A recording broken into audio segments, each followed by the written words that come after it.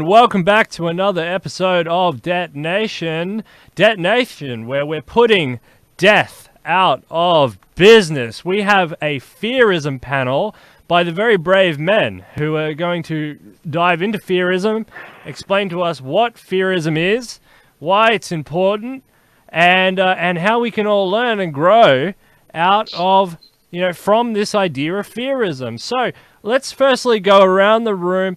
And start with Mr. Sinakachi. Mr. Sinakachi Kalu, what can you just quickly introduce yourself and then introduce the guest that you've brought along to this amazing panel? Thank you very much. Okay, my name is Osinakachi Akumakalo, and I'm a Nigerian. I'm a philologist, and those with me on this show, they are my mentors, and they are the greatest figure and big time player in this field of studies. And one, Aro Michael Fisher, is a doctor, um, academic doctor, and with Desh Suba. And Mr. Mike Fisher is from Calgary, Canada, and my boss, Desh Suba, is a Nepalese but based in Hong Kong. So I think they are here, and they could possibly introduce themselves better. And I will start with um, Michael Fisher. Let him introduce himself. Let's throw it over to you, Dr. Michael Fisher from Canada. And so you're from, are you coming to us from Nigeria, Sinakachi? Yes, Lagos, Nigeria. Fantastic. So we've got an international panel. We've got Nigeria, Canada, Australia, and Hong Kong. It's fantastic. So, Mr. Fisher, you take the floor. Well, yes. So, as a North American here, this is interesting to have these international conversations. That's the first thing I'll say. So important. So, back in just 1989, I've been through many careers, but I sort of today call myself a philosopher educator. I have a PhD in education, but I've always been interested in the effect of fear in all kinds of dimensions, from the individual to the collective. And so back in 1989, I actually started a full-time project I called In Search of Fearlessness Project. And that was to kind of challenge the way the fear project, as I called it, was dominating so much of the world, so much of human history. And I felt like it just wasn't quite being identified as being that powerful of an impact at that time throughout human history. And so I kind of took this great global project on. You know, when you mention those words, it reminds me of Brexit, right? They talked about Project Fear in Brexit. Did they get that idea from you? I don't think they did, because at least they didn't quote me. That would have been so fun. That would have been great. But anyway, no, fantastic. Thank you very much for coming all the way over from Canada very early in the morning. You're welcome. Fantastic. Mr. Desh, we're going to struggle with your internet, but if you can hear me through the static there, can you please introduce yourself to the audience? If not, I'll throw it back to Sinakachi to try and help. Yeah, sometimes I can hear him. Yeah. Oh, great. Okay. Fantastic. He's here. We can hear you, so just introduce yourself.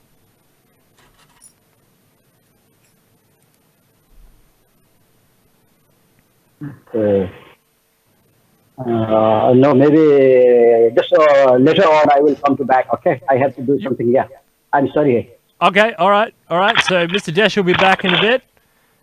We'll go back to Mr. Sinakachi in Nigeria. So you did a very fantastic job of defining Fearism on our last talk, but let's do it again. So what is Fearism? Well, I think Fearism, like I did explain,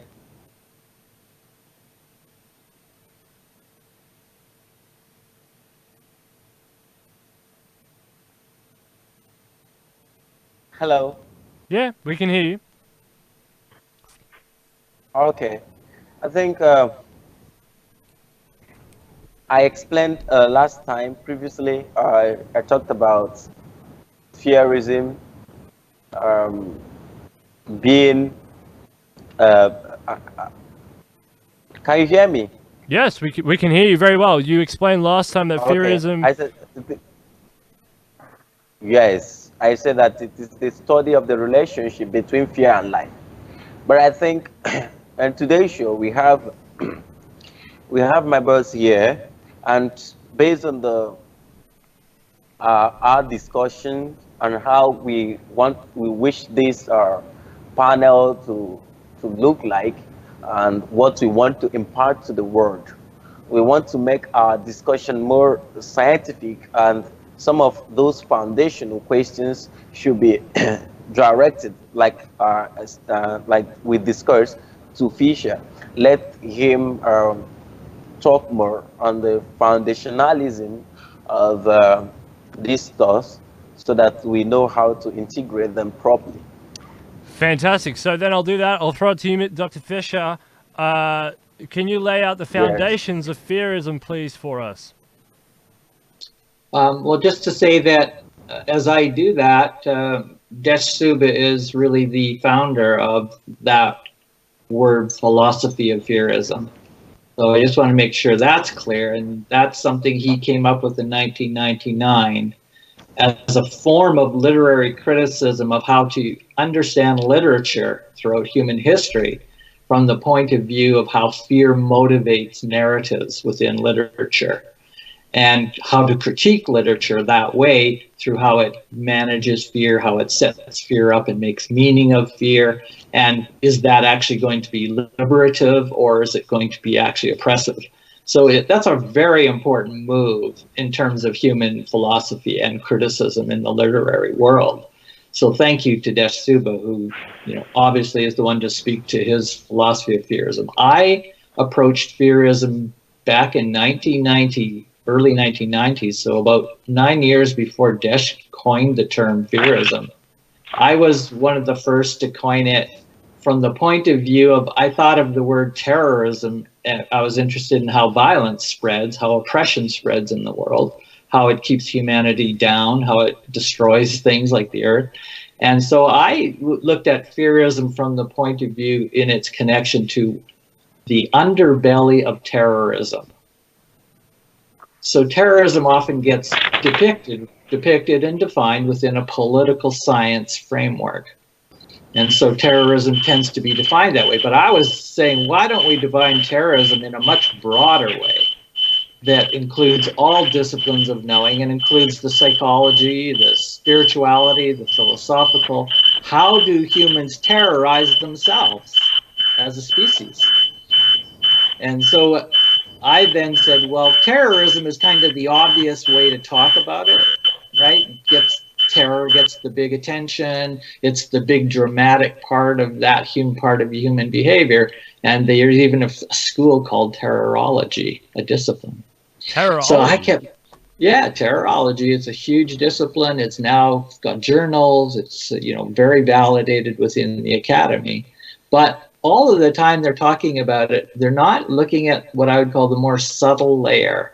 And that's where I define fearism as the subtle layer of buildup of fear-based structures, ideologies, behaviors, ways of knowing. All of those that build up, and fear builds, and then sort of terror is the explosion of accumulated fear. So I think if we talk about fearism, the three of us, we all pretty much agree more or less that it's not just fear that's the problem. Fear has also obviously got a good side, right? It helps us to survive, and it has instinctual capacity for securing us to be safe. But it's the accumulation of excess fear over long periods of time. And then when the society or culture builds frameworks of understanding of how to manage fear, either not so good or really good. And my argument is, and I think all three of us agree, is that's why fearism is a good word to use. So just to be clear, today's discussion is not about my definition of fearism that I came up with in the early 1990s, right? So it will be confusing if people say, oh, is that Fisher's definition? Well, yeah, I do have that. I've written about that. You can study that. But that is not the same as when I met Desh in 2014 and saw his book, and he said, hello, I'm here in in Hong Kong, and I'm writing about fearism, and I love your work, Mr. Fisher. And I said, wow, I love your work, thank you for showing it to me. And I said, it's amazing we came up with the same thesis. And I think the simple part of the thesis is we argue that no one has given fear the centrality of a motivational force in all of human evolution, human nature, human condition, human potential. And so then we start coming up with ideas of how better we can teach humans to pay attention and notice just how much fear impacts our life. And that's, we could call it the good side of fear impact. And then we have to look at this accumulating excess fear and its more negative or pathological impact.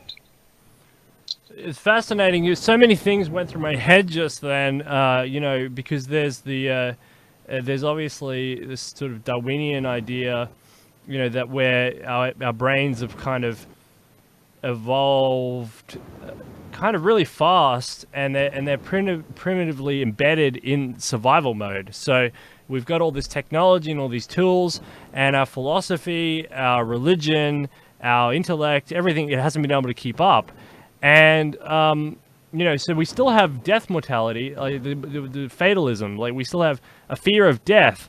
And it springs all of these cults. I mean, cults of personality, cults of religions, cults of society, all these, everything that swirls around all these different ideas, because we follow this Ernst Becker idea of a search for meaning, a search for permanence through art and culture and society and ideology, and we're searching for meaning, but it's built on, I like it, it's built on an accumulation of fear. And there's master manipulators out there in the world who know how to just target that fear and how to use that fear as a resource, right? Is that correct? I think Osa Nakachi, you could answer that if you want. No, I didn't get the question. Oh, the question is, do people use fear as a resource?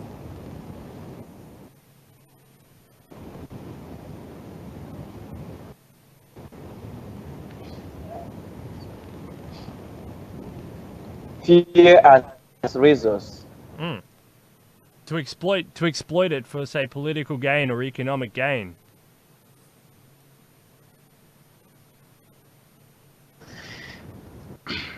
Well, people, when you talk about fear as people using it as political or economic gain, it's obvious, especially where you talk about, there was a time that by official talked about the politics of fear, and I think somewhere in his technical paper he made a few references. I can't actually recall the actual. When you look at it, you see that fear is somewhat instrumental in our day-to-day activity. People use it the way they want to use it. It depends on the subject of fear, that is the human person. People use it as for good cause and for somehow bad cause. People use it to see. Okay, for instance, when you look at Africa, we have people who are Afro-popes, we have people who are Afro-fans, we have people who are Afro-cynics, we have people who are Afro-spoilers. For instance, if some persons want to spoil your business, or your markets, whatever that you are doing, and they will start talking about the negative impact of you what you produce, or they make a kind of a projection, or they make a kind of true about a kind of to to to despoil the influence that as a result of the economic aspect of it. Then same thing goes to the political aspect. When you come to during election, people are not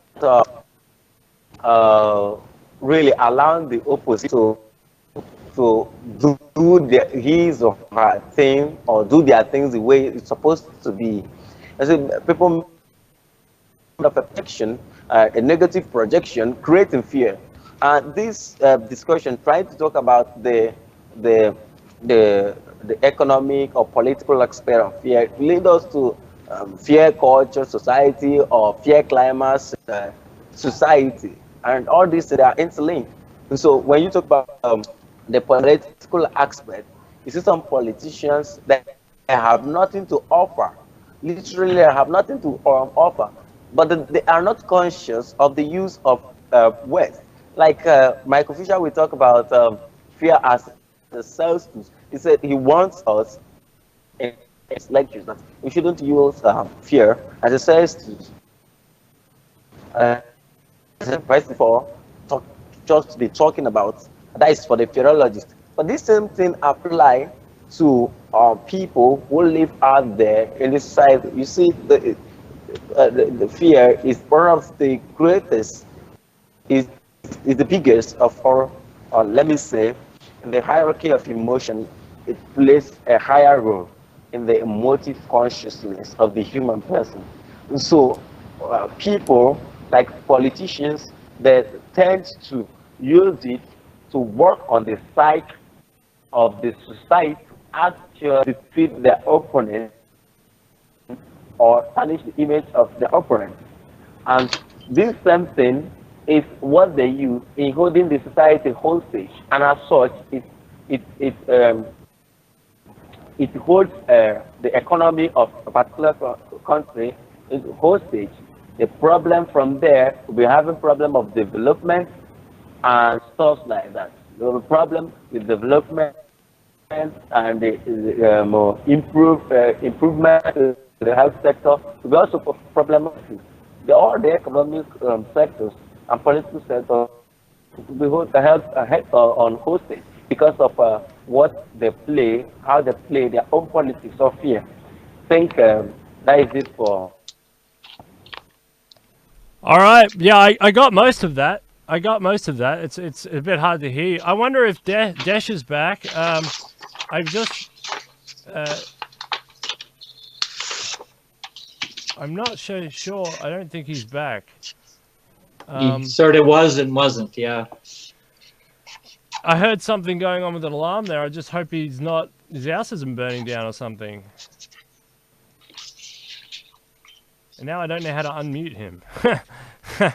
All right. Well, you know, Dr. Fisher, let's go. You've got a good internet there. Let's talk about what are the branches of fearism. So that obviously there's fearism on a base. What are the branches of fearism?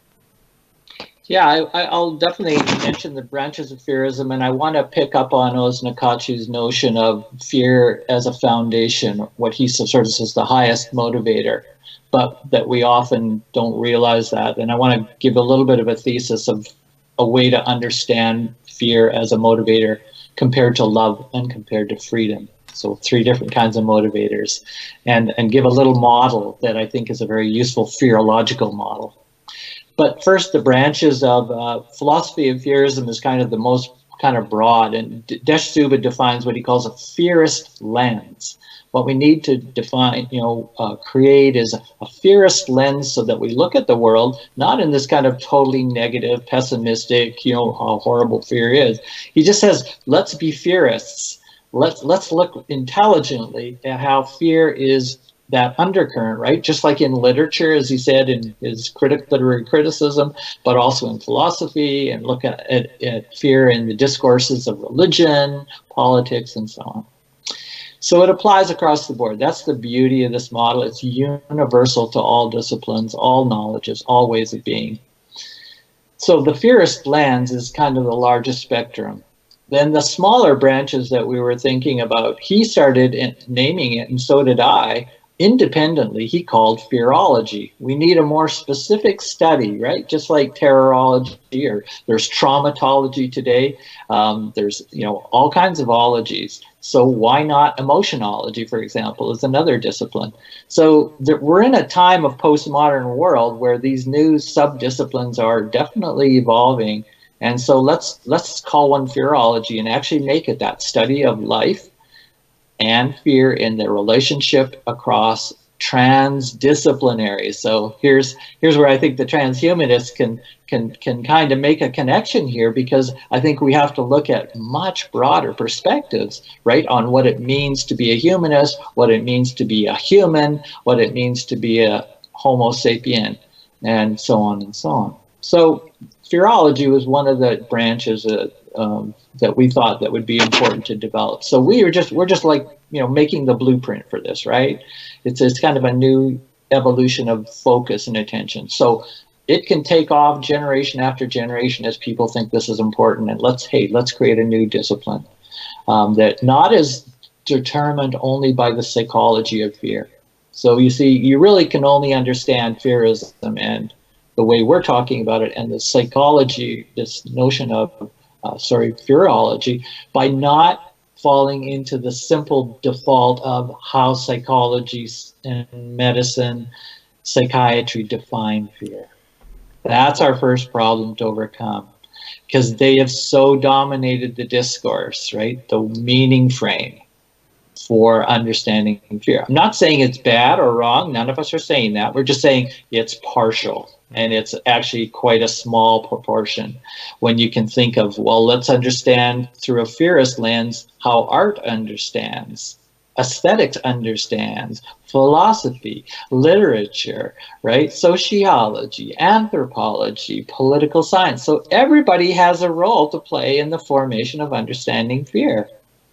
So that really creates a much broader definition. And in fact, what we do is we all say fear is evolving and morphing continually. So to try to fix it to a neurobiological set of mechanisms, or the amygdala in the brain, as neuroscience loves to do, and then psychologists love to pick up on that, then it becomes into the popular media and the popular discourses. Now we all think we understand what fear is. Oh, that's a great mistake in reductionism. Right? It's trying to take, the little tiny definition of a segment of what the fear phenomena is, and then try to impose that and project that on the entire world of knowledge and knowing. And so it's a deadly combination to do that. So that's what why we're a critical fearism, fearology as a branch, right? So you can hear it. It's immediately a critical theory, a critical philosophy. The other branch Desh came up with that I thought was interesting is he said, why don't we have something called feariatry as an alternative to psychiatry? Not a replacement for psychiatry, but he said that shows, because in his view, and he argues well in his book, virtually every mental disorder, if you exclude sort of pure genetic determinants, some of the developmental determinants. But if you actually look at the phenomenon of most mental disorders, in the psychiatric handbook, right, that is universal around this planet, that comes out of the West, comes out of psychology and medicine. He said feariatry would be a much better focus, because he says fear is so fundamental to every mental health disorder for the most part. And I thought that's a good generalization. So you see, we're playing with these terms, putting the word fear in front of terms like psychology, so we make fearology, putting it in front of psychiatry, so we got feariatry, and then we can put it in front of all kinds of other things. Like we have a notion we're playing with is fear criminology as a term. we should have a study where we always look at criminology from a fearist lens. So let's actually call that research fear criminology. So you can see we're just playing with creating a new vocabulary that goes with this new lens of knowing. That is so incredible. It's such a big topic to wrap your head around. And I'm just trying to remember, is it Arthur C. Clarke? No, it's not Arthur C. Clarke. It's the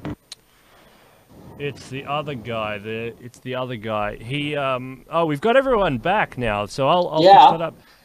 I want to talk to Desh because I want to get him on ASAP. But you mentioned fear criminology, and I was just thinking there's that one that movie, that book, where they had the cognates or whatever, and they projected into the future, and they could predict a crime.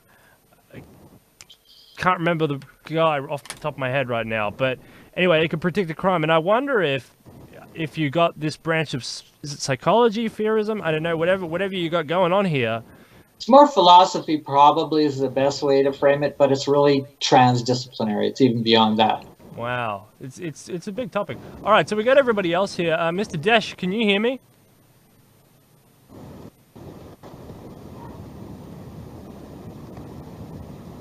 Mr. Desh, can you hear me now?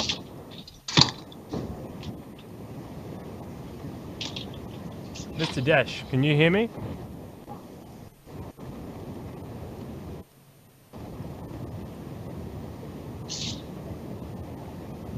Mr. Desh, we can hear you if you want to introduce yourself from Hong Kong.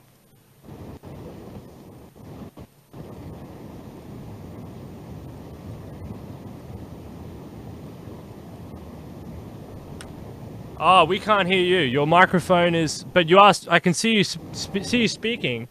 Your microphone, we can't hear you. Oh, that's because... Call him in. Bring him back. Hang on.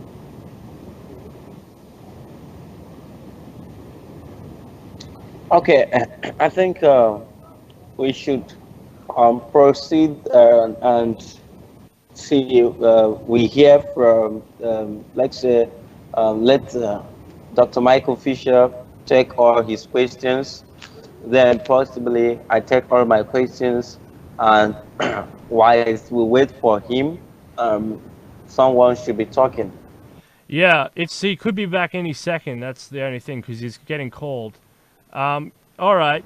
Yeah, okay. I can continue. Continue. Yeah, branches of fearism was where we were up to. Yeah. So that was where I started, and then as I mentioned, Osanakachi talked about this. Fearism really sees fear as what he called kind of the highest force, or the highest multiplier of how humans are motivated. And I want to just kind of give a model for what I think he's talking about in how we see it. So I'm going to put this little diagram up, if you can see it. Other way, inverted. Yeah. How about so that? FLSS and Right. SS. FRLF. So you can see there's an evolutionary development here. So I'm talking about development of an individual, that we go through this notion of fear is the foundation. Just get it right. There we go. Fear here is the bottom foundation, because once we get that instinctual part of ourselves developing in a really healthy way, that fear will develop eventually to love as a major motivation.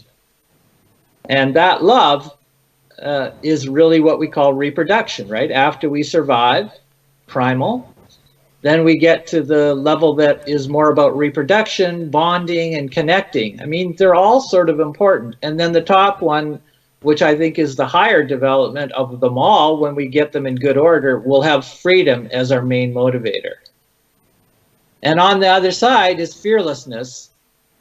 You can see my argument is that is the path of fearlessness in development. So that places fear as foundational. And I think when Osanakachi said fear is sort of the highest motivator, the most powerful, I think he's expressing. I say it's the most foundational because it is on that instinctual survival base. So let's give it that attention and learning so that we do research at that level. Again, transdisciplinary, not just the psychology of fear. That we would come out as a much more intelligent society. And then when we start saying, well, love should be the most important, right? And we often have this in various discourses, religions play on that, right? Love is so important, love is so important. And we've got a US president running for the election, Marianne Williamson, running on the politics of love. So this is becoming important for humans, is how are we going to get our humanness back, our humaneness, maybe is the way to say it, without this kind of insanity of fear driving everything, because fear is so pathological if we don't do that developmental level of the foundation well. What do I mean, do developmental level? We need to be teaching that in schools. What is fear? How do we understand fear, right? How do we manage fear? How do we transform fear into a higher level of motivation, which is love? Then love becomes this great motivation. And then love is not enough either. We have to move to freedom as the great motivator, right? And that's the autonomy, right? That humans are capable of our highest human potential. So that would be an integral path of fearlessness. Well, so my biggest critique, and I appreciate Desh and Osnakachi, they have kind of come on and we've had some discussions and co-writing that I argue that one of the main problems with studying fear in our primary education systems, but also in our cultures, people like to talk about fear, but we often will talk about courage, right, or bravery that goes with it as kind of an antidote to fear. Or love is even an antidote to fear. And I always like to say, but I think we need to look at fearlessness first. Because I actually think the path of fearlessness moves from a fear-based way of living to a freedom-based way of living. And love is the mediation in between fear and freedom. So I often talk about moving from fear along this path of fearlessness as a trajectory. So I have this little dictum that I teach, and I back this up in my book on the world's fearlessness teachings. I studied the world's fearlessness teachings across history, across cultures, and through time. And I came to realize there seems to be this great wisdom within human cultures. Again, going back as far as we want into contemporary, that when fear appears, so does this spirit of fearlessness, already moving us beyond fear, right? So you think of fear as being a distress reaction to the world. We go into some kind of distress. We're going to have to operate and get intelligent about how to survive, how to manage that fear. And that I'm arguing that there's a spirit of fearlessness that's already moving us beyond fear, taking us to a higher level of development. And that would be just like self-regulation of any living system. When it's in distress, it does not like to stay in distress for very long, right? It wants to move out back to a homeostasis, an equilibrium. There's all kinds of scientific words for that. And then we argue on a developmental basis, actually, we're moving towards our highest human potential. So fear is a great place to move from toward our highest human potential on this path of fearlessness. So get the fear done well. Don't ignore the fear, deny the fear, repress the fear, try to conquer it right away, right? Learn from it. We're not the only ones to say that we need to learn from our fear experience and learn this fear phenomenon better. Yeah, that's deep. That's very deep, and it goes to the heart of who we are as humans, I think. And I guess that's the other thing is, it sounds human-centric. Does this play across the species and across plants and animals as well? Or is this a human-based psychological philosophy? No, that would be unfortunate if it ever became that. And so that's why I think it's definitely based on a biological evolutionary notion within this that transcends the human species, because human species as we see it, we're basically just we're another next complicated consciousness that has evolved. Desh Suba talks a lot about consciousness and the evolution of consciousness, and I agree with him totally. that, yeah, it's just different complexities of consciousness that need to manage fear in different complexities. And humans are very complex. But it applies that all creatures, you could argue, and I do, is theoretically they have this corrective self-regulating process. It's like 4 billion years old when life began. When under threat, there's an alert response in the system. And if you want to call and label that fear, you can, but evolution didn't label that, fear is like, animals don't label that, that's human labeled. So unfortunately, we have to use that human languaging. But I see it as just, because I'm a biologist in training, I see that as just a natural self-regulation.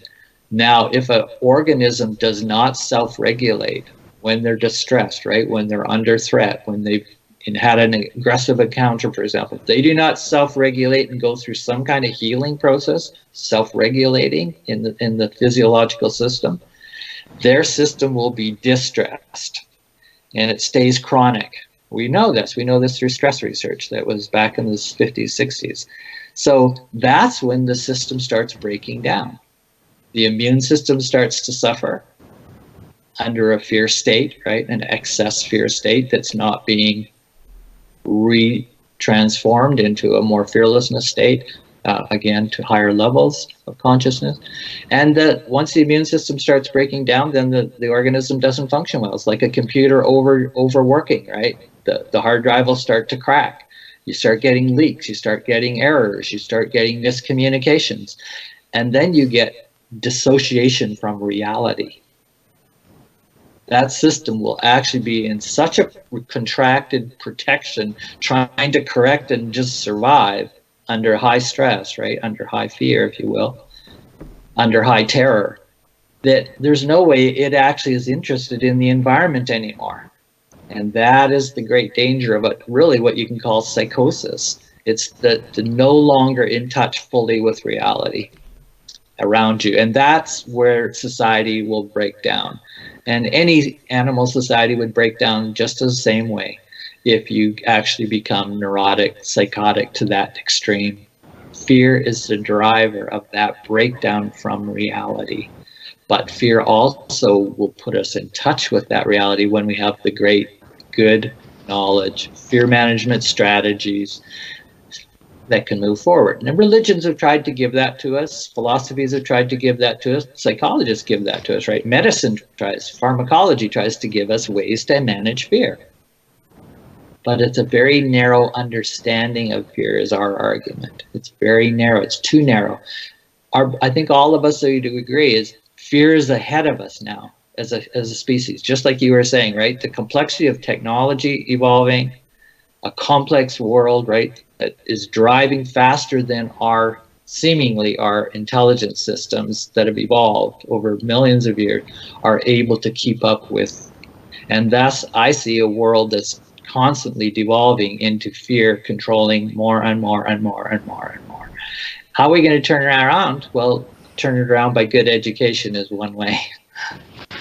Yeah, because I studied geopolitics, and you're talking about the body. Oh, yeah. Yeah, so talking about the body, it's kind of interesting, and I can see how that would play out over a life, even a good, solid, stable life. Even if your fear increased over 80 years on average, right? But if you get cancer when you're 15, I mean, obviously there's different amounts of fear, or if a tragic event happens to you when you're earlier, I mean, there's different calculations there. But in geopolitics is interesting because what happened is my mind went through all of the cycles of empires, for example, and I just watched them build up. They get more fearful, and they start behaving neurotically, and then they collapse out of sort of psychosis. They get to the conspicuous consumption idiots at the end who are drinking while the foreign armies are hoarding them and breaking down their walls, and they're going nuts at the end. In orgies of whatever. But I like this. It's sophisticated.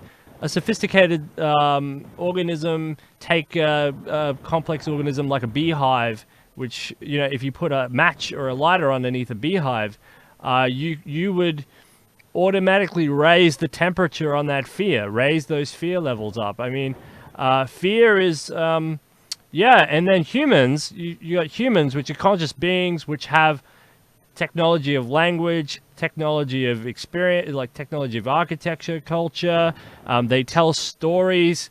I find I just came off I just had this lady over, Dia Beltran. She's very interesting. She's a Christian, and I'm a bit skeptical on the whole Christianity and religion thing in general, because to me, it always just sounds like a bit of Chinese whispers. You know, this person said this, and then it gets a bit mixed up, and then it becomes 10 times, the armies are 10 times bigger than they actually were, and it's just a bit of Chinese whispers. But humans tend to do these funny things, and they build into themselves this mechanism of fear, which they then, as sort of calculating creatures, try and make, as they're trying to make meaning of society, they have this fear, but they also have these stories, and they also have this society within their time capsule that they live, and it's just a mess. Like it's, but it's all caught within the dimensions of that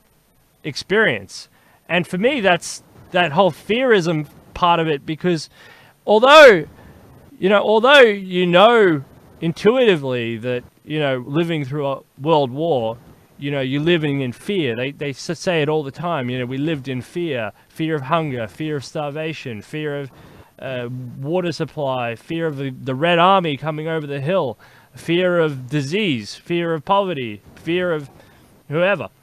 I mean, although you could kind of intuitively understand it, what happens is, especially me or others, you get lost in the action. And then you take it for granted that they're living in fear, yes, but then you get lost in the action because Stalin was doing something, or the emperor was doing something, or the army was attacking someone else, and you go straight to the action as story-driven beings. And it's actually the whole process, the whole mechanism is continued. Why? Because of that underlying realm. And you guys are saying, hey, it's transdisciplinary. It's over here. It's called fear. It's everyone who talks about it. They just don't realize it. And fear that it is already, as it comes to us, which it will, right? In all kinds of conditions, historically or whatever, individually. And as fear comes to us, it's already taking us to somewhere else along this path of fearlessness. In other words, that's what we're actually conditioned to do. We're conditioned instinctively to move along this path of fearlessness, which we even argue has stages that you can go through. It has a learning process. My friend Four Arrows, an indigenous person, says in the indigenous communities that he's studied around the world, and maybe Osnakachi can speak to this, their understanding is that when fear appears, it's the moment that you move to a virtue.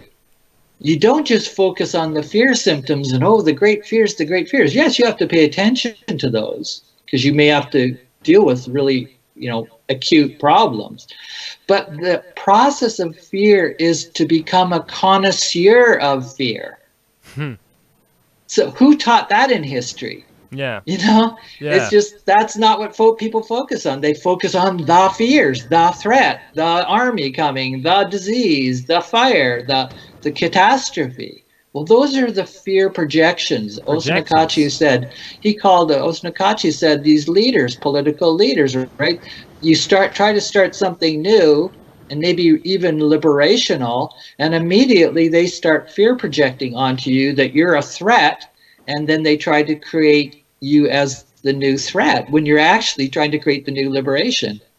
Well, what rebel in history hasn't experienced that projection, right, upon them? And so I'm not justifying all rebels or necessarily have a healthy vision and a healthy approach, but the fact they're rebelling is they want something better.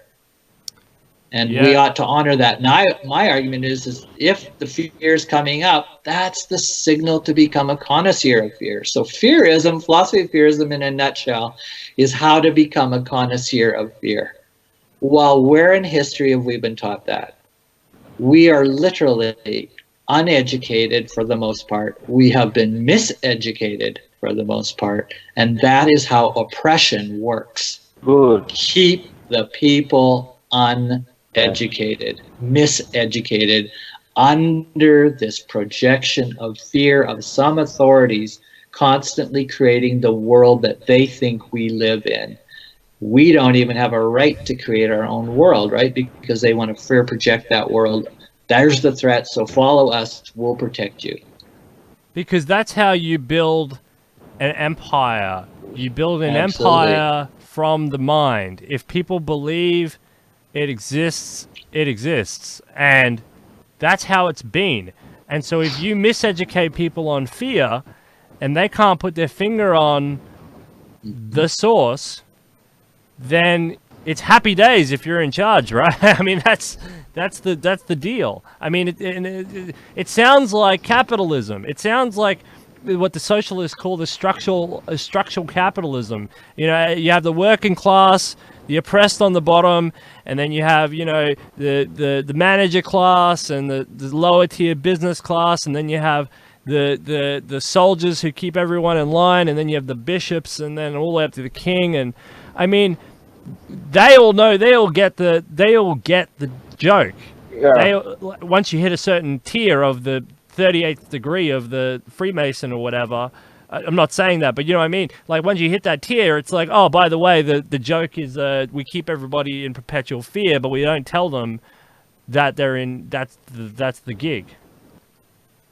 And some leaders actually do tell them, which is amazing. You know, Donald Trump or Richard Nixon in the United States have actually been quoted in public to say, I'd rather have the people, you know, working by fear than love. This is some leaders actually will say it. You mentioned this interesting. Machiavelli said that. Yeah, Machiavelli. Same thing. He lived the least Machiavellian life of anyone. Quickly. Sorry, Sinakachi. Yeah, go. So quickly. Yeah, my boss talked about miseducation. I think from the aspect of miseducation, people really, what I call sometimes I use academic.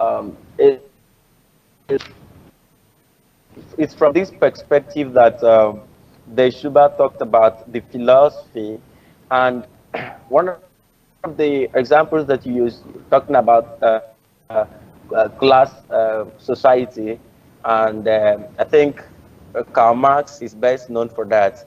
And Karl Marx is one of the examples that Schuber gave in his book Philosophy of Fearism.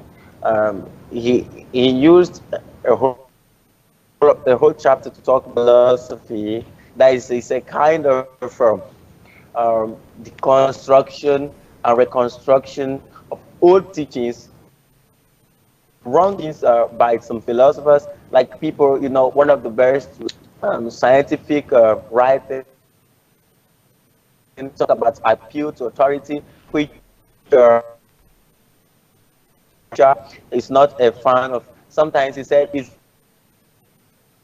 they normally advise it's better you say the things your own will, because sometimes you could be struggling to reference someone and you reference the wrong thing.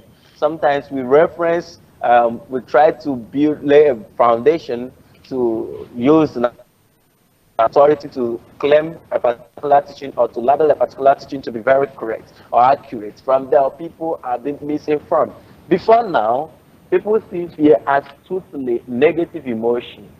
But even in my first book, I talked about fear as a negative emotion. But why I started proceeding reading some of Michael Fisher's articles and that of the Schuber, I started realizing that fear is not it's not a negative emotion.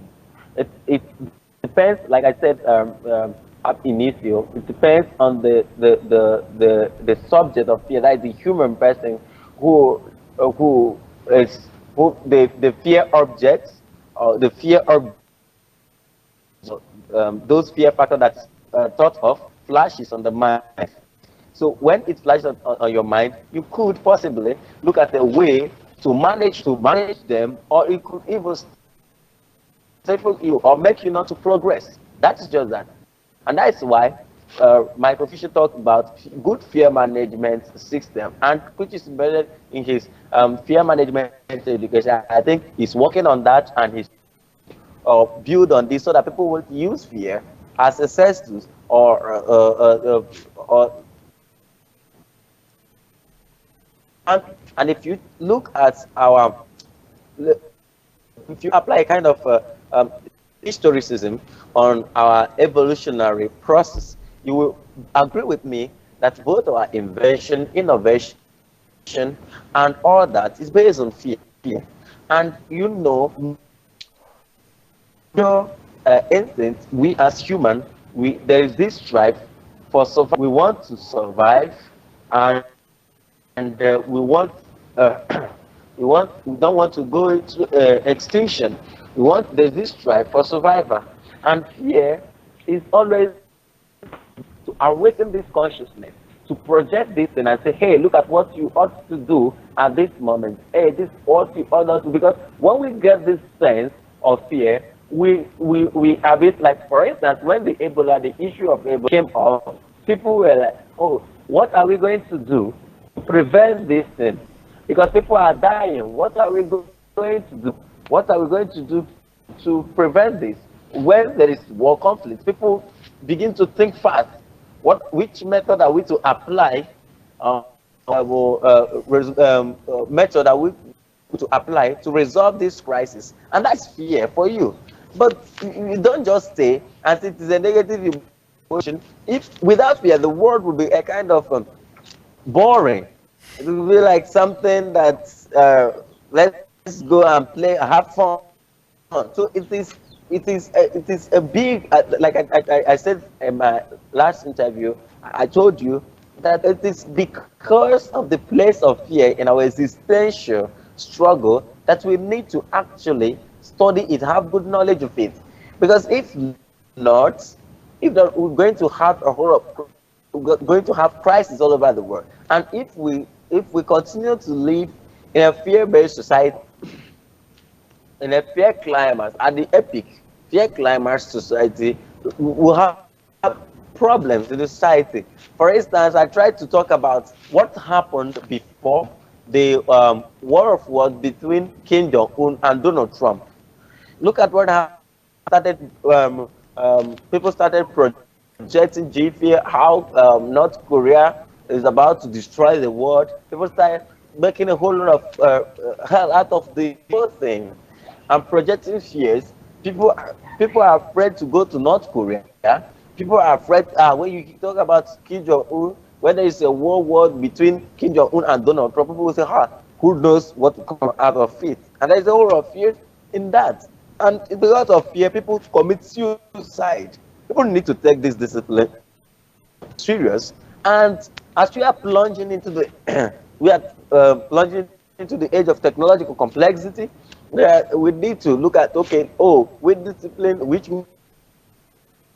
is ahead of the other in this thing. You talk about, but then Michael Fisher had already proposed that for us to really understand what is going on, application of fear in every discipline, to understand the place of fear in our existential struggle, we need to use a transdisciplinary approach.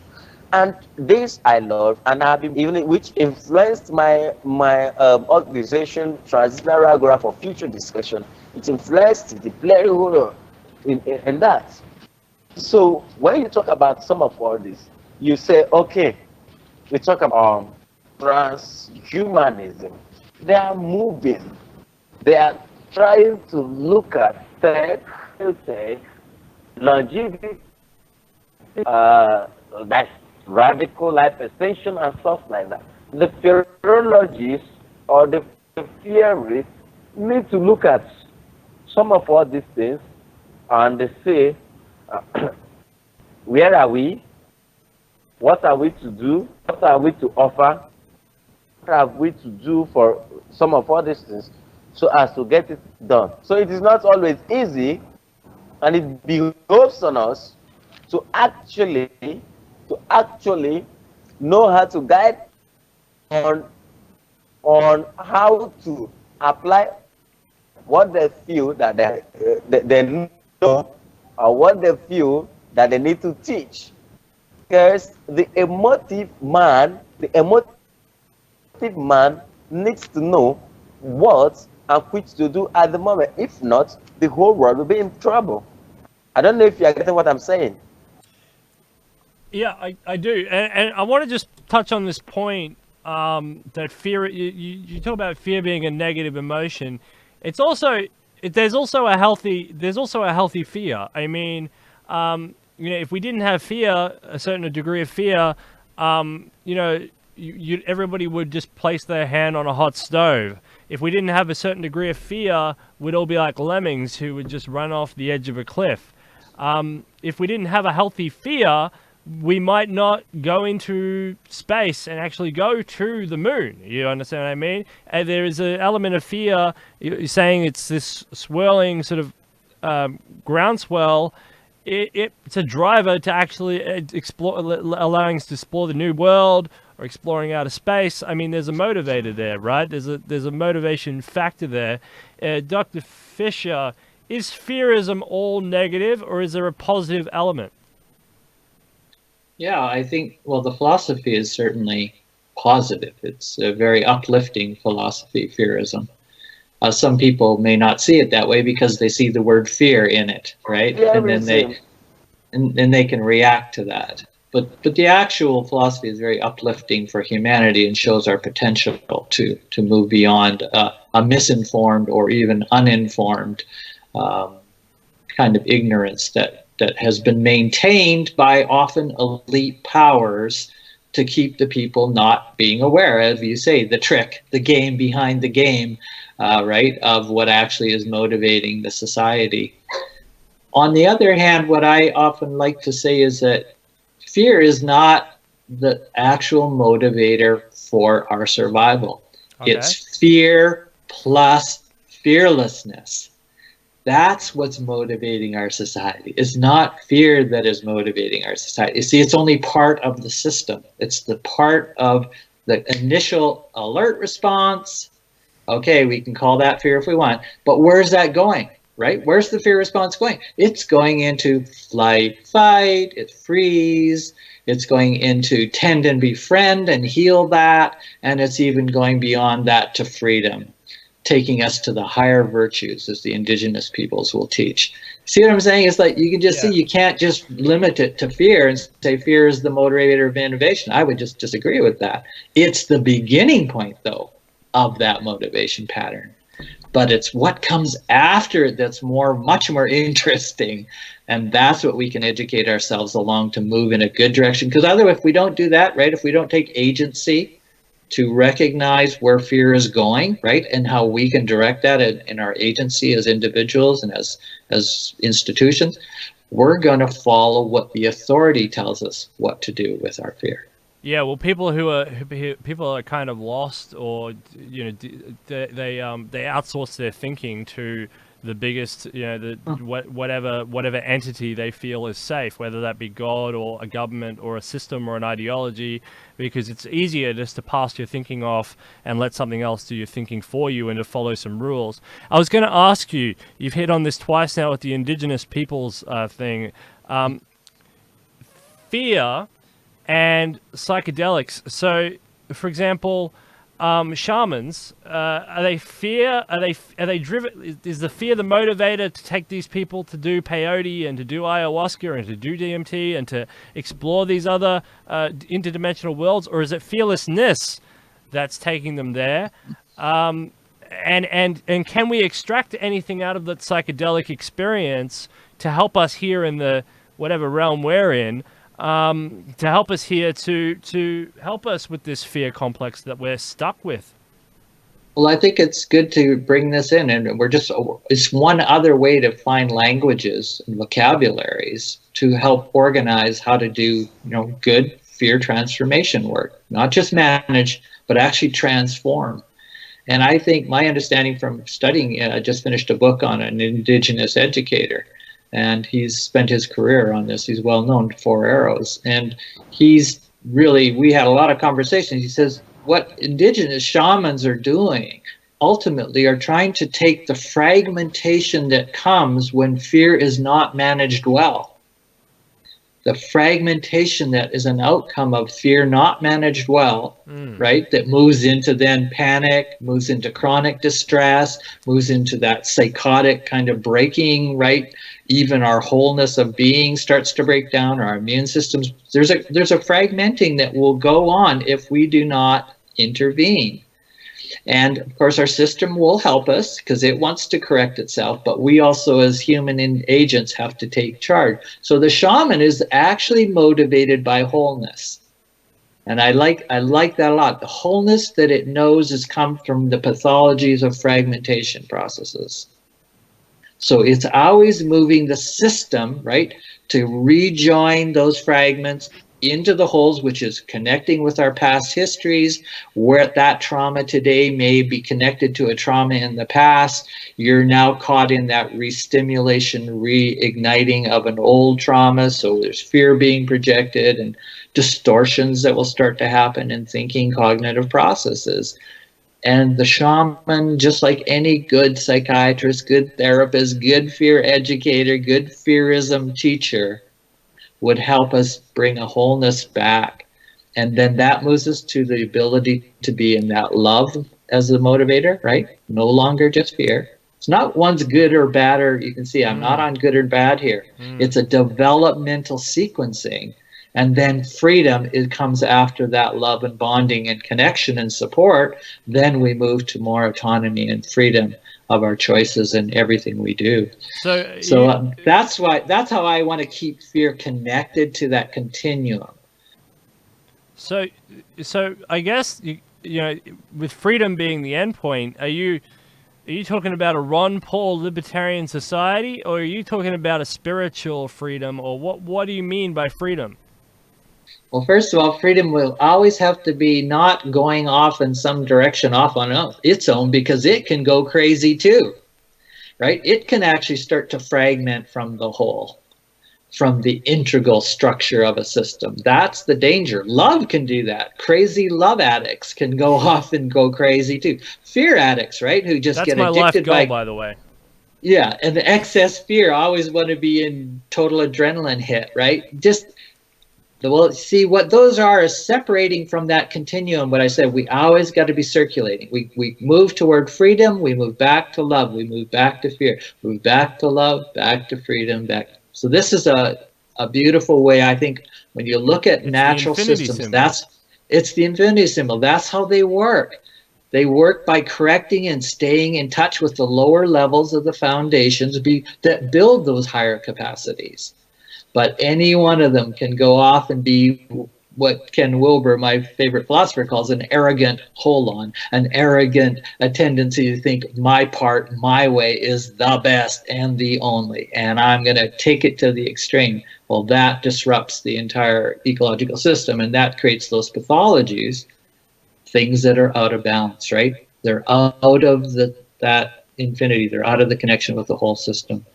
So that's why I think we want to not just get caught on fear as, is the great motivator of innovation. It's only part of the foundation of motivation for innovation.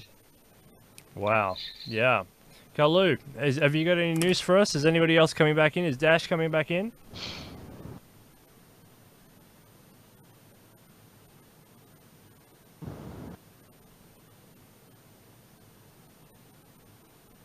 I'm not sure. I'm not sure if he.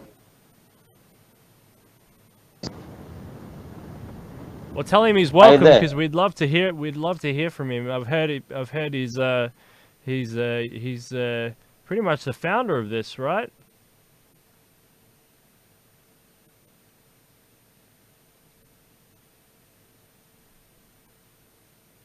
Are you there? I'll add him back in and see what happens. All right, so while we're doing that, whoever wants to take this one, how is the new discipline growing as a movement and a discipline? Whoever wants to take that one. I could start.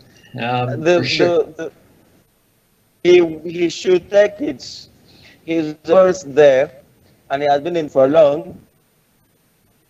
Yeah. I think he's the founding father. When you come to Fearism, we have Newton and Galileo Galilei there. You talk about the sugar and Michael Fisher. And Michael Fisher, you need to his work to read his, and I see that Magnum, um, his work, which I sent to you earlier on today. I sent some interesting aspects of the work. A work is not just a book that you just pick up and just read at home. We are talking about the world's fearlessness teachings. That's a very good. When you look at the book is, if you want to really understand fearism, you need to read this book. You need to read the philosophy of fearism of Desh. You need to read the philosophy of fear of Michael. Of course, some other books, very interesting. But these three books, they are very foundational. You get some technical terms that you need to understand very well, and which will help you. So when you talk about anything that has to do with, that's why I told you, when you want to talk about anything that has to do with the historical aspect of this, Michael Fisher or Desh, I could possibly talk about myself. You know, he will tell you, talk about, when you talk about movements and everything that has to do with it, branches, relevance, and some other things. So if he's there, I shouldn't talk. So that is just that. I know where I am stuck when you talk about transhumanism, fearism, singularity, and some of all these new area emerging perspective. But when you talk about foundationalism in this field, both of them, they are better placed. Although I've been reading their works, but when they are not there, I have to. So it's just that. So I see myself as a kind of a disciples and stuff like that. So let them continue. So phrase your question for me again, Steele, if you wouldn't mind. So how is the new discipline growing as a movement and a discipline? Yeah, it's a really important question. Thank you. That let's just call it Fearology as a discipline. As you can see, when I say Fearology, it's already a branch of the philosophy of Fearism. Okay, so, but let's just take Fearology because it's easy to see as a discipline, right? It's an ology. It's a new study. It is growing very slowly, in my opinion. And this is after 30 years experience of actually thinking, naming, attempting to teach and bring that into a North American audience. So I'm going to just focus for a moment. In North America, there is something going on in the culture, and I'm suspecting it's not a lot unlike Australia. Not that I've been there, okay? I think there's going to be some connections, kind of British colonies, right? British European influence very heavily from our origins as countries, as nations. And so one of the things I find interesting, and maybe you have some ideas about this, Steele, yourself, is there's a tendency in these North American countries, and I'm generalizing horribly, but I think it's actually very true. I live in Canada. I've also lived in the States for 9 years and recently. And there's a sort of arrogance that I do not find. In other words, an arrogance that, well, oh, what fear is not that big a problem. Oh, well, we already got that figured out. We're already the brave, the country of the brave, the courageous, the gallant new countries, right? Which with this sort of arrogant. But if you go to the really ancient countries, Asia, Africa, Desh from Nepal, Oznakachi from Africa, Michael Inyeo, who wrote the book Philosophy of Fearism, from Africa. And I go, what's going on there, right? In terms of the discipline's growth of Fearism, Fearology, and so on. Those ancient countries, I think, are much wiser than the newborns who think they've got it all figured out. And I don't think they do. And so that's been one of my criticisms. So it's growing very slowly in North America. Because right now America is on a sugar high, and when you're on a sugar high, you ignore everything that you can ignore. I mean, why come down from a sugar high? I mean, when America takes a hit, and what's the world's biggest air force? It's the American Air Force. What's the world's second biggest air force? The U.S. Navy Air Force. I mean, who's got the biggest arsenal of nuclear weapons on the planet? Oh, it happens to be the United States. Who owns all of space? Who owns, one of the richest, most dynamic continents? Fortresses protected by two oceans. That's pretty much uninvadable. It's the United States. Who has the largest, pretty much most dynamic economy? Oh, happens to be the United States. Who has most of the problems sorted out because they got it all for free through a fiat currency system, by exporting basically debt on the rest of the world. I mean, it happens to be the United States. So when you got all the cookies, all everything coming towards you from all over the world, and you're on a sugar high like that, I mean, I wouldn't want to have fear, wouldn't worry about fear either. I want to just go to Las Vegas. I just want to blow it all on a great night out. I mean, what's the point, right? You can worry about fear later, and I suspect Fearology would pretty much, if people knew about it, I mean, I would see a lot of Fearologists in Europe right now. I mean, they should be heaps in Germany. They should be heaps in France. They should be popping up all over in Turkey. I mean, in trouble spots. But in North America, that's casino land. They're living in the dream world. Now, where they do have a lot of fear-based stuff is, the Alex Joneses and the media, this artificial fear, this circusry fear to build up fear for fear's sake. They also have a lot of economic fear. This economic anxiety that's built in, because once you build up a castle, you've built up, you have something worth to lose. That becomes a huge psychological fear. I'm going to lose my multi-gazillion-dollar mansion. I'm going to lose my McMansion. I'm going to lose my access to the sugar high. And there's that sort of existential fear that comes from there.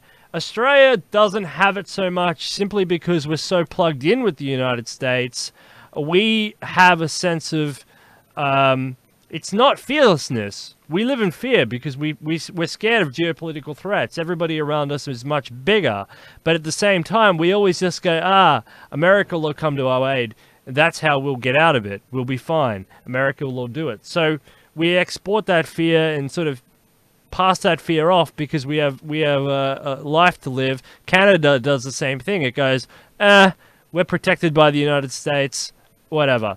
I mean, this is just geopolitical thinking. But then there is like huge amounts. I mean, look at the opioid crisis in America. I mean, that doesn't pop up on a sugar high. That pops up because there's something going on there that's rotten in the system. There's something. There's a fear-based something there, either coming from the elite class or coming from the lower classes who are being disenfranchised.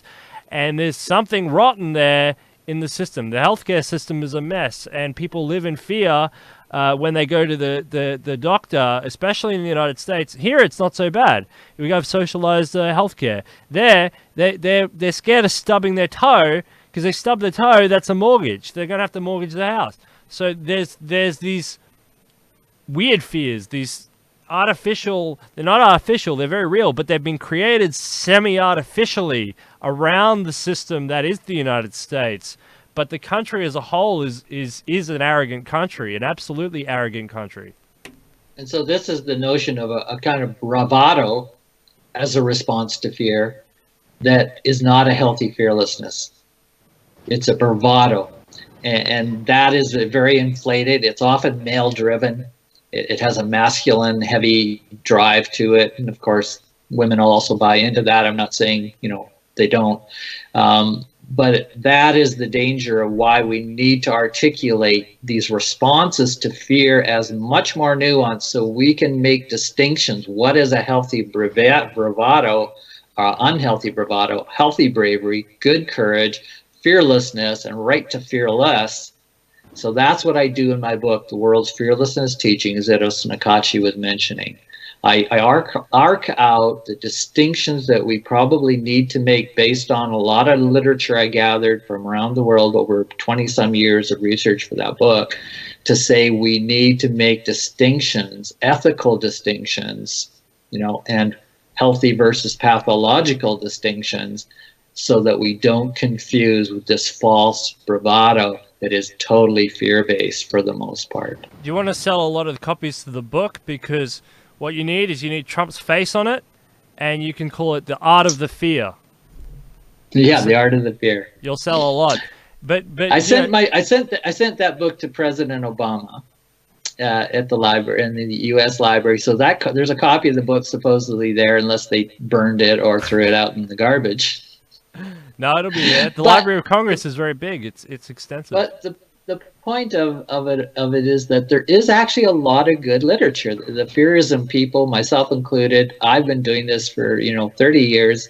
Desh and others, particularly in the last 5 years, we're actually pumping out knowledge. We got websites, we got podcasts that we're having, thanks to people like yourself. And yet, it is a slow uptake.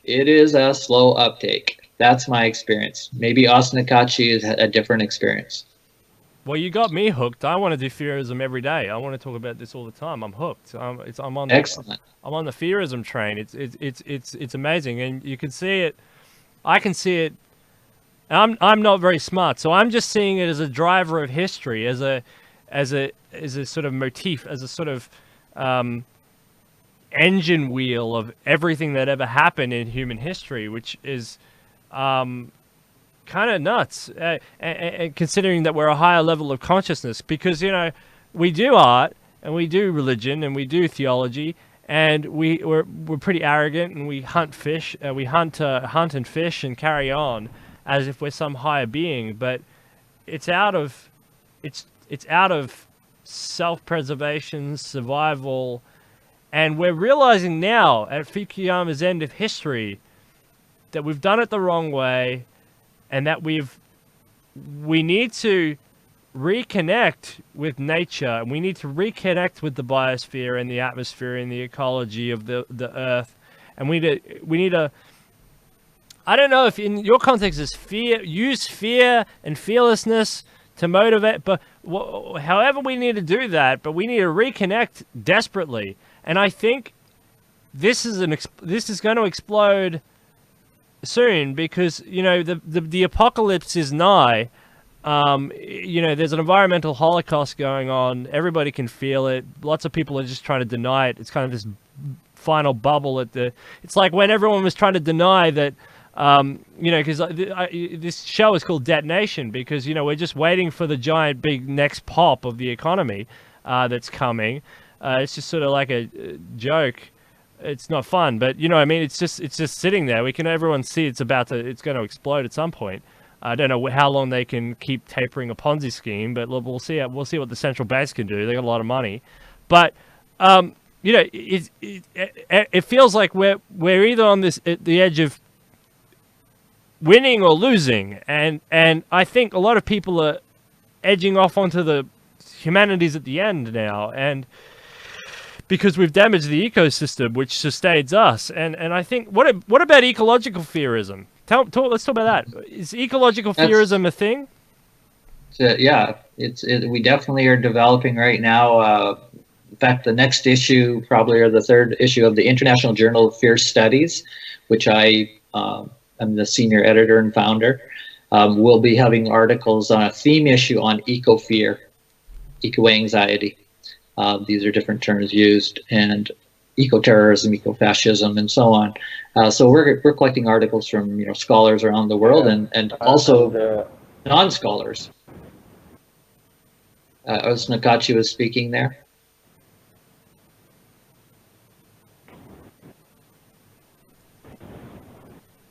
Nakachi, can you hear us? No, I'm just saying, just chipping something, just a side. Yes, clearly. I'm just saying that he's correct. That's why I pushed it. There's Shuba, Bani and myself, we are working on eco-fearism thing, a book we are working on a title. So, but my own approach towards it is to look at the role of fear, historic. I'm using the historical approach to look at it, how fear played a kind of role in helping destroying the ecosystem, and how it should be the fearism thing, the application of fearism will also help in reviving our ecosystem, looking at the role of technology, how people shouldn't totally ignore the issue of climate change. When you look at the poor girl, uh, that is the climate activist, the little 16-year-old girl, climate activist, and how people are trying to see the issue as politics, bringing in politics. Some are saying, when you look at the media, make your research clearly, you will see there is already a confusion with regards to saving the climate, of which this is something that is vivid, it is something that is empirical to us. But some persons are saying, oh, maybe it is politics. They are looking for a way to siphon, to take money and stuff like that. And so, but when I look at it, we see if we are to be afraid of losing our place and the planet, we also work ahead. This is a kind of a signal. We get the signal and we say, okay, this is where this thing is coming. What are we to do to prevent this in coming to us? And some persons who are not capable of taking care of the earth want to run to the Mars, so that when they destroy the Mars, they'll go to Jupiter, destroy Jupiter, and go to Pluto, and destroy the other planets. So we need to say, oh, what are we going to do to this? What are we to do to the Mother Earth? Okay, are we to plant trees? Are we to encourage afforestation?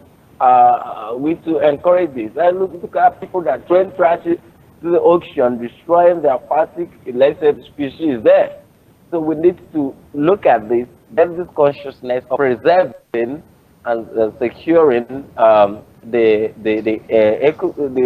environment, the ecosystem, everything that lives in the planet. So that is my own approach towards it. That make it a kind of a historical. How did was it fear uh, of death? We want to get food and all that, but was it abused? When you are doing this, did you have a plan B? What the other philosophers say about these issues, and these are the things we want to look at, because there is a point of departure for everything that happened in the universe. There is a point of departure, so we could probably trace it back and see how to look at it from the point of departure to where we are. Because philosophers don't look at the effects, we trace from the cause. We know that there must be a cause. So then when you get to the effect and you look at how to manage the problems, and that is just that for ecofearism. So I'm waiting for my boss work on that technical paper. I read one earlier this year, or about ecofearism. So, but hopefully more is coming. So we are Yeah, thinking. yeah. That's really good. That's really good work. And yeah, I'm optimistic that humans, but that we can survive the ecological crisis. I think the technology curve and I'm glad that the world is starting to wake up to the ecological problem. I mean, it's not anything that's happened in my life. There was huge ecological movements before I was born. It's been around a long time, but I would like to see. You know what I would? I think we can skip. And now this is what I really hope for the ecological issues is like Africa, for example. We don't have to. They don't have to industrialize the dirty way that China and India did. They can skip that industrial revolution and go straight to the next tech revolution, which is a cleaner, greener um, idea.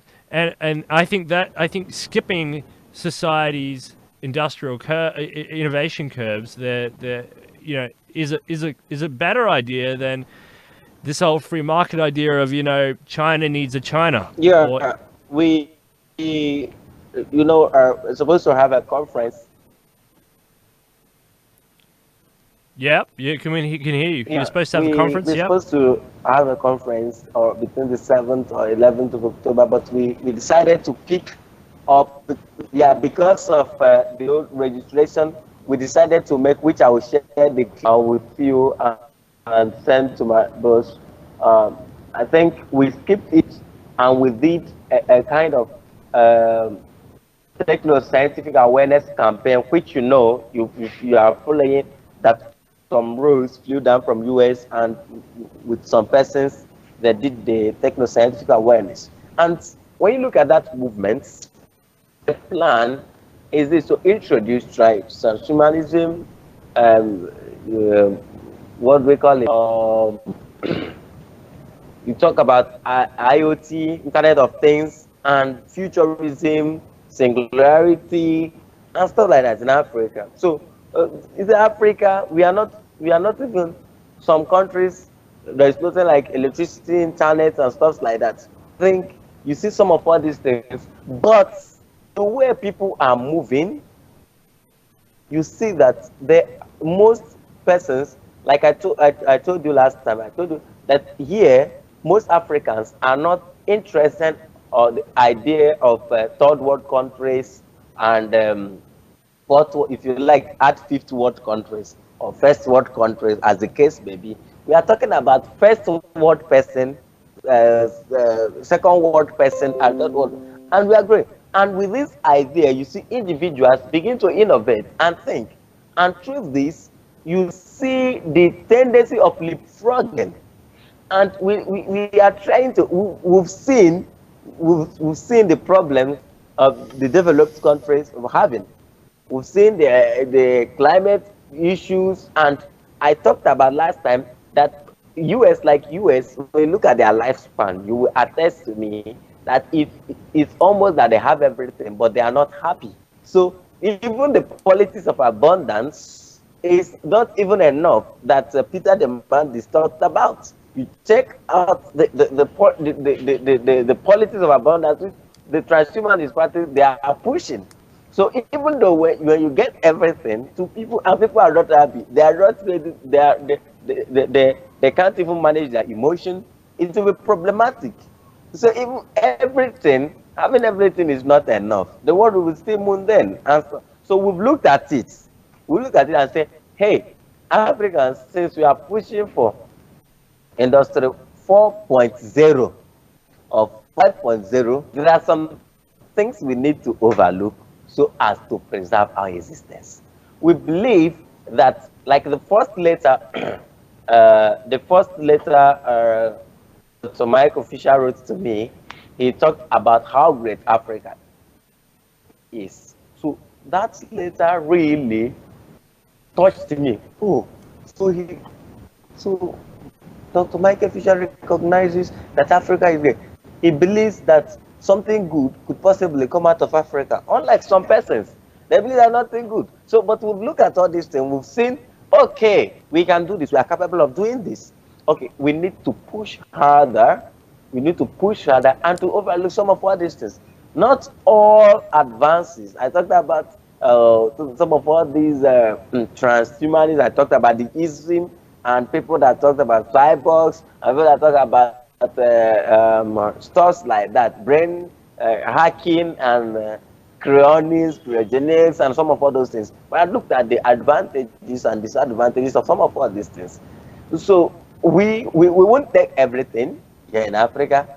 We look at it because when you look at us, we are blacks, and when you look at this, our king color, the royal mahogany color, that possibly adapt any environment, and the way we are, we can we, we, we, we can easily approach anything and adapt easily. So we believe that, look, we've seen all these things.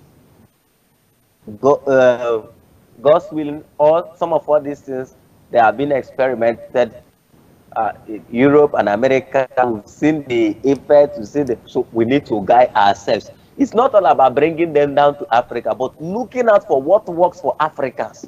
It's the ultimate. So you look out for what works for you and you bring them. So that is what, because through this you cut the excesses in some of all these things, and to avoid some of the idiosyncrasies that is characterized by some of these things. Some persons they feel we've gotten this, let us use it rough. So these are okay. Look at Kristen Coughlin. She is talking about the neuro weapons and vibration and stuff like that. So these are the things we've looked at it. So we need to because they fear weapons, people, nuclear weapons, and some of all these things, some of all these inventions. Like I wrote an article. I said, hey, Einstein is not the face of Genesis. You saw the article. So you check where I tried to x-ray it. So he was very intelligent, but he was not a polymath.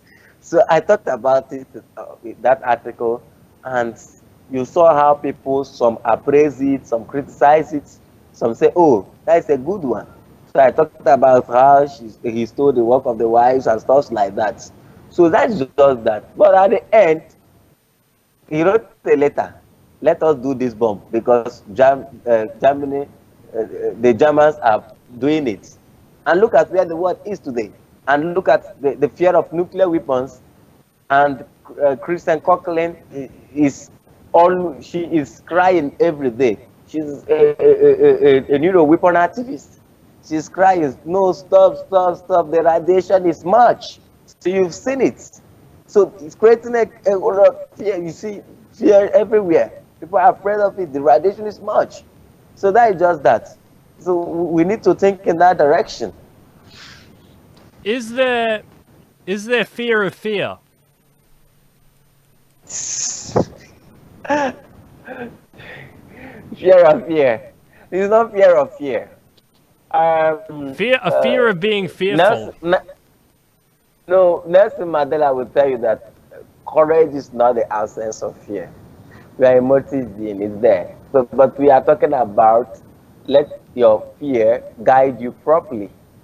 When you listen to the teachings, how he was defining, Michael Fisher was trying to define fear. You see, he was trying to play down some of the notions, your idea of fear, what you see fear to be. He said, no. The psychologist, he thought about the death of the psychologist, and he tried to criticize some of the things, the teachings that he feels that are not correct. So we need to give a new look, have a new look at things critically, and that's why he loves his own method, his integral approach. He loves using the integral approach towards when approaching issues. So that is just that. You mentioned Kristen Coughlin, and yeah, I have to bring her up because she's one of the sponsors of the show, Talk Spectrum, down there in the corner. Neuro weapons activist, wonderful woman, very good friend of mine. We get on really, really well. Yeah, if you want to find out more about neuro weapons, there it is, Talk Spectrum over there. Yeah, she's a good friend of the show, good friend of mine. I think she's what she's doing is very important work. So check out Talk Spectrum if you're more interested in neuro weapons, human rights. She's a friend. She's a member of TFDS. She's a very good friend of mine. She's a registered member of TFDS, and she likes working with us, and we've discussed about neuro weapons and stuff like that. So I think the first time she wanted to talk or meet the transhumanist party, the US transhumanist party, they didn't give her the needed audience. So she met with me, and I have to write. I wrote to the chairman of the party.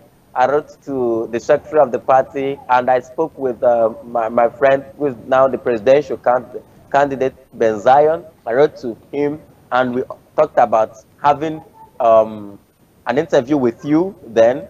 So which didn't work. Later, you guys did the interview. I couldn't fit in for the interview. So that is all that. She's a very good person. She's open and she's nice. That is just that. Yeah, I agree. All right, so Dr. Fisher, is there anything I'm missing? There's a few good questions, but is there anything you wanted to talk about that I'm not touching on that's eating away at you? I think just more trying to get to some simple things that viewers listening today can maybe take away from the core of how I understand philosophy of Fearism. And then also to remember that how I understand philosophy of Fearism may not be exactly how Osnakachny, Desh Suba, Michael Agnello, we all are going to have our unique spin, where we come from different locations, we come sometimes from different countries and different upbringings.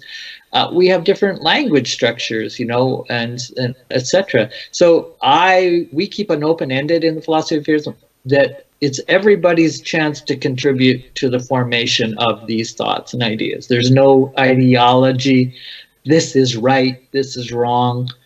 But there are some generalizations that we've agreed on. And so one of the things I would just say in terms of the eco-crisis in the future, which is definitely pressing, whether it's a developmental issue, right? Where are we going to develop? How are we going to develop?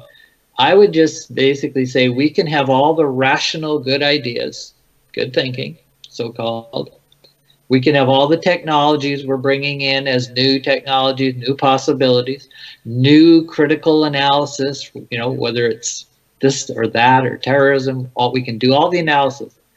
But if we do not have a 50%, so this is my generalization, 50% conversation, not on all the fact, that's good for 50%. We better have 50% conversation about our emotionality, about our relationship to fear, especially. So let's just balance it. I'm just saying, let's balance the futurist conversation. But what I find happens typically is when we feel we create this emergency, we're in an emergency, and I'm not saying things aren't bad. I've been an environmentalist for 45 years. Things are bad. But if we create the emergency to such an extent, there's a typical strategy, especially with male thinkers.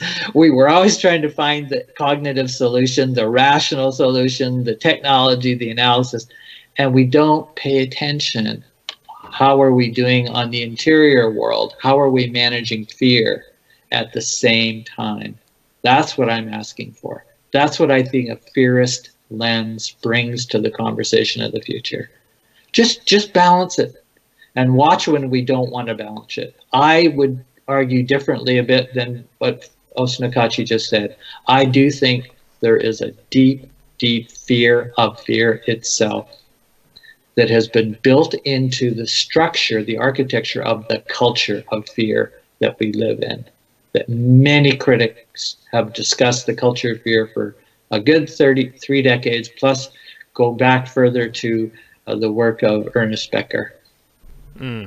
Yeah, and that he basically said we live in a culture of fear. We have probably since the beginning of humanity, but it's become more and more constructed and complicated and enriched by the poverty versus the elites who can control that architecture of societies. But it's still a culture of fear. So my argument is we can't even predict what fear is going to keep morphing into as it keeps building the culture of fear as a new structure that will be harder and harder to even figure out what it is, right? It becomes so embedded in our identity, in our perceptions, in our concepts of reality. So I'm basically saying this 50-50, let's say, okay, we're 50% rational creatures, and let's use all our great skills there. But I would say we're also 50% non-rational creatures. We are very emotional creatures. This makes me think of something. I mean, agriculture, the invention of agriculture built out of fear of, running out of food. But, they talk about AI winters, right? They talk about AI winters when AI development crashes, right? And you just said, like, fear is kind of an evolutionary experience. It's always evolving and changing over the course of time. Do you think that there's ever been you think that we might be living in a fear winter, like where, so for example, say the Dark Ages was like a fear winter where everyone sort of went on the same fear plane because everyone was sort of thinking in a hive mind at that point, and that's a fear winter sort of thing. And then you have the Enlightenment, and that's coming out of a fear winter, and you have an explosion of something. And, even now, we're kind of the reverse of that in the fact that technology and everything is advancing so fast. We're living in a fear winter because the future is so unknown. At least in the Dark Ages, at least at Rome, you kind of knew what tomorrow would bring. It was kind of easy because you would say, well, we're just building the grand what are they called, giant church cathedral, and we've been doing that for 80 years, and tomorrow we'll just keep building that. I mean, what do you think there's fear winters? Well, I think if I understand that concept, the notion of fear winter would be just like, it's like a cascading collapse of our fear management systems that we're using. In other words, right, they're not adequate to the amount of fear being generated. Yeah. So that would create a type of fear winter, right? It's just excessive, and we don't have the management systems in place to actually know how to transform and move that fear into what I'd call fearlessness, or the highest virtues of courage, of love, of freedom. And so we're basically just, the train's crashing, backing up, and we're scrambling in crisis management, trying to handle all that fear. And our danger is, for humans, is to think that we can handle fear all by rational thought. I think that will be our great error. I think it was the great error of the Enlightenment, actually. The Enlightenment brought beautiful things in philosophy about the rational mind, right, and its domination and its capability after, because the medieval times were pretty rough. They were pretty terrifying. They were disastrous in terms of we didn't have science very well, diseases, we had the floods, the fires, right, all these great catastrophes. That's real. But we've gone beyond that. We actually have made a lot of advances, but we still think that we're fundamentally going to solve all of this by rational, calculated, technological, scientific ways of knowing. And I think that will be a great disaster, and I believe that's the very reason that for Fearism, we said, let's make sure it's transdisciplinary. It doesn't have to be all about scientific, rational, analytical thought. Why? Because that may not actually be the best methodology to understand and work with our emotionality. It's useful. It's useful. I'm not saying it isn't useful. I'm just saying it may not be the best strategy. So let's hold that hypothesis open. If fear has got ahead of us, right? If fear has got ahead of us, there's a reason it got ahead of us. It's kind of like using the best methodology. It's kind of like you've taken Fearology and you've shoved it at the center of a Dharma wheel, where, because it's transdisciplinary. Like anybody can take any concept or theology, not theology, but any scientific idea and any way of knowing, right? Any way of knowing, but you put in the core, put the hub, make the hub the Fearism analysis, and then all ways of knowing can come off of that. Feminists, people of color, people of this and that, everything.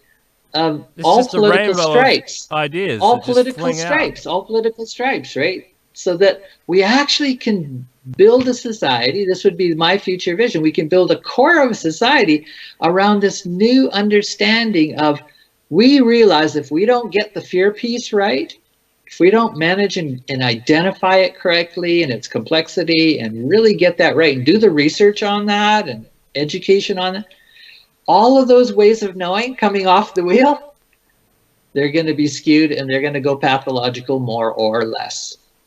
So good luck if you want to try and keep civilization going. That would be my summary. Thanks for listening. That's Okay. that's awesome. Thanks, Sunikachi. Did you have anything you wanted to add? No, I think we've actually we've done so much in this, and I regret and I apologize on behalf of some of us who couldn't make it because of some technical issue, like Basti Michael and Nayer, Bima Rekuma, and Deshuba Renakafo, all of them. I think when I discussed with Dr. Michael Fisher about this, was very happy, and he said that's a good move. I think once in a while we'll be coming to destination to discuss about this. I think if you have anyone who wishes to have a kind of a debate or get clarification about anything in about fearism, you could possibly contact myself or contact Dr. Deshuba or Michael Fisher for clarity. Mike Fisher is always open. He loves interaction. He loves making friends. He loves stuff like this. He loves teaching. He could possibly spend any time with you, teaching you anything, in as much as you are open to learning. So that is just that. So um, we are friends of Depth Nation, and we are happy to be here today, and we keep on uh, promoting Depth Nation and all that there is that is connected to it. Thank you. Thank you very much for that. The kind words. Yeah, I love that actually somebody enjoys the show. It's good to hear. So thank you very much, Sunikachi. Thank you everyone who was going to join us as well. Everybody who was going to join us. It was a great panel. It was great people, but we had a great chat anyway. It was everything worked out in the end. As far as I'm concerned, we can do this anytime you want. In the future, we can organize different panels and stuff. So come back to Detonation. We love to have you here. Thank you, everybody. International audience, Canada, Hong Kong, Nigeria, Australia. I mean, that it's as good as it can get. Fearism. The only thing I fear was the internet crashing, and it held up, so that was great. All right, well, that's it. Detonation. Thank you, everybody, for coming and joining us for another episode of Detonation Fearism panel. It was really, really fun. I learned a heap, and I hope everybody else learned a heap as well. And that's it. Detonation, where we're putting death out of business. Thank you, everybody. All the best.